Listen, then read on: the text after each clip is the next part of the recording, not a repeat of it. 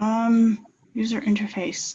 So at the end of round one, we had a rough idea of what we needed for volume control, but pressure support was still a doozy because a lot of it, I guess with volume control, you basically tell the computer to do what has to be done and the patient just goes along with whatever is being controlled through the software. But with pressure support, there's you have to sort of read what the patient is doing and using the patient behavior in terms of breathing, then feed that information back into the software and work off of that. So there are several more variables that we needed to look into to see which ones were essential and which ones we could leave out.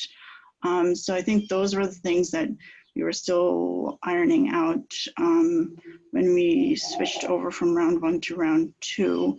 And then, yeah, so in round two, towards the beginning, we were still trying to figure out what exactly had to be done in terms of pressure support. So that did change the UI design a little bit.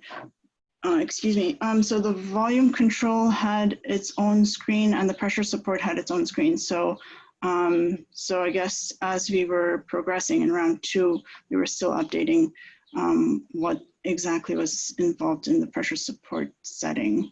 And then another big change, I guess, was in terms of the layout. At the end of round two, we were able to get in touch with another professor at Smith, Professor Jordan Krauser, and he is involved in the computer science department, and he works a lot with UI UX design.